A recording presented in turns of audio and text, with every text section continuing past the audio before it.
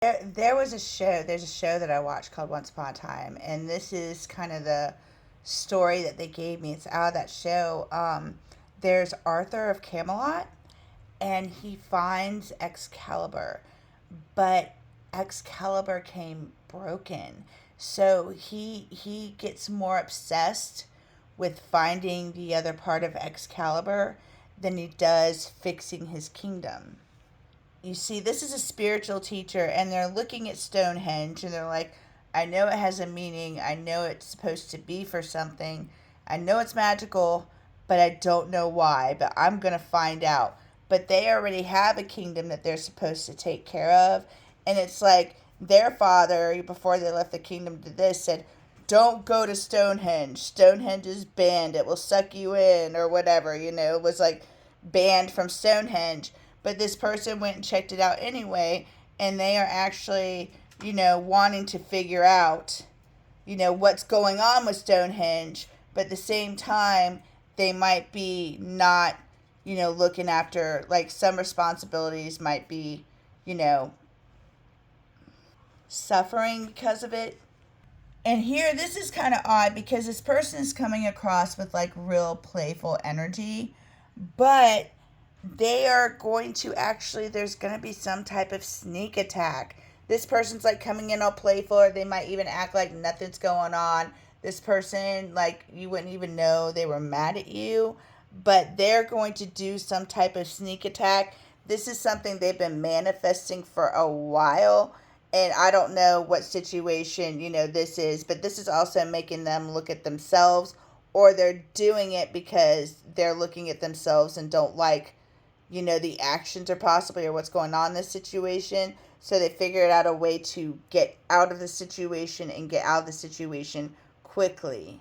And they've already like set this up, if that makes sense. There's somebody here that also loves the energy that they have when they are with somebody else. They don't really want to ground when they're in this energy. It's two people, two peas in a pod. They can be goofy around each other. They can do the same things, like doing the same things together. They also have a great sexual life. And also, this person in this relationship or in this situationship also transmutes pain. You see how this is the transformation card, right? That's the bad side. You don't want that side. That's normally something ending. But it was on, and I don't get this side very often. So, it's real cool how this person, like, can or you both can, like, transmute pain through this connection. Also, this person wonders about, like, in reality, somebody migrating towards them, and how they're going to have to zigzag something, or move something around, because there's a situation that they haven't been completely honest about, and they're not going to be completely honest until the situation's already over and, like, solved. They don't want to stress you, like, while the situation's happening. They want to be like, oh, by the way, I wrecked the car, but I fixed it, or, I'm reimbursing you, or here's the money. They want to, like, like that. This person also feels like they are coming to, like, the end of a journey or destination, especially with Atlantis.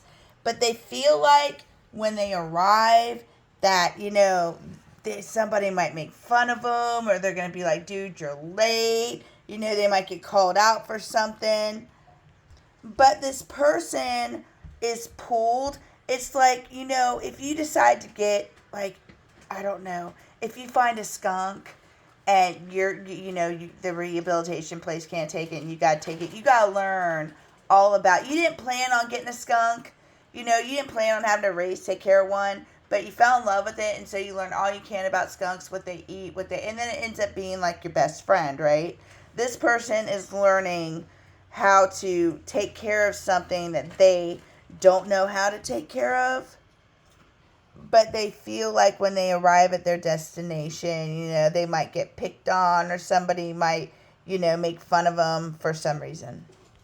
And this person right now is going through their dark night of the soul. And what the deal is right now, or what this person has to learn, is how to be bold.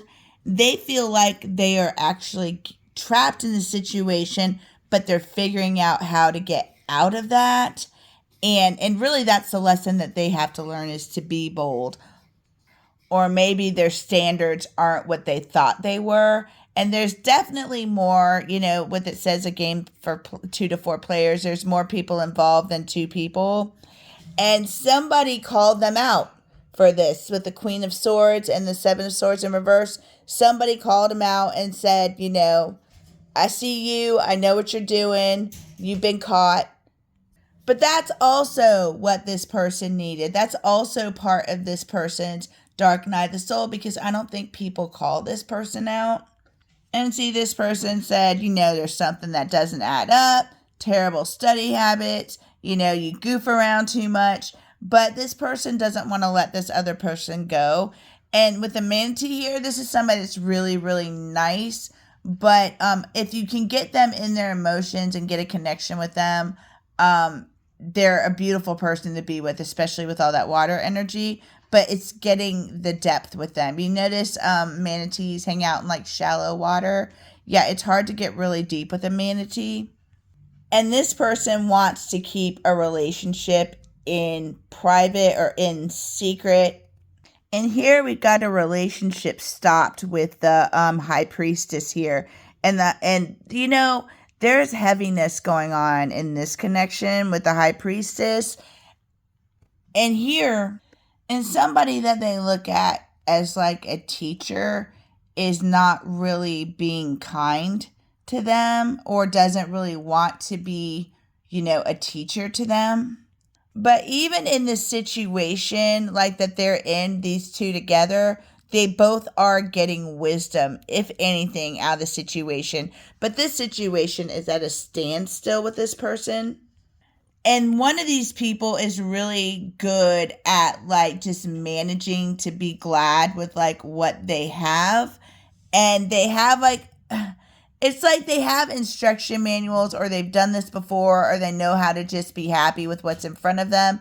Even though this person feels like they're in pieces right now, because right now, it's easy to manage to be glad when you don't have anything to look forward to, or you don't have something that you really want, because you're okay with what's in front of you. But when you have something that you really want that you can't have, that's when it's more difficult to follow the rules and just be glad with what's in front of you, because this person has something that they've chosen, but they can't have it. And that causes a lot of pain, because them having this is against the rules for, if they want to stay, in whatever situation this is. I'm also getting with this person is also managing to figure out also how to piece themselves back together slowly.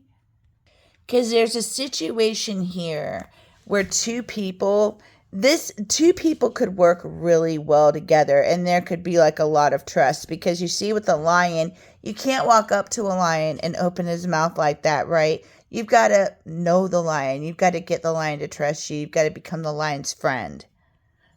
But the problem in this situation is, if there's not clarity with these two people here, you see with X-ray Tetra, if there's not clarity with these two people here, there's going to be a fight. And one of these people is there for the art, and one of them is there for the money. What I mean, not necessarily, but one of them, they're both there for different things. And until they are both focused on the higher truth, until they are both there for the art, and they're both there for the right reasons, they're gonna fight. See, one of these people wants to spread their magic, even if they're not seen. You see how she's doing it in her backyard, just spreading the good energy. One of these people, though, just wants to show up. They don't even want them to know why they're there, what they're there for. They want to, I don't know if they want to take it that slow, or they just want to show up, But one person, they're just like, I'm here, but with the sunglasses on, it's like they don't want you to know their intentions. They don't want you to know why they're here. And when this person sees you do whatever you do, spread your magic or spread your light, it makes them passionate. They're passionate about that, and it starts to, grow their passion or inspire them.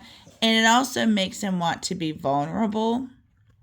But at the same time, this person's like overwhelmed. It looks like this person might end up alone or even on a break. Because see, we also with the sunglasses. But also, the reason I say they're overwhelmed is because you see all those explosions going on around them, and they're like, I don't even know what to do about that, or I don't even think there's anything I can do. And that might be what this person's trying to hide. This person might be trying to hide that, they might be single. Because look, it's one guy with a dog, or they might be, going that way. They might want to wait until like it's over, because right now there's something that they feel is out of their control. I'm going to stop babbling, but I hope you, before my phone dies, I hope you have a wonderful day. Namaste.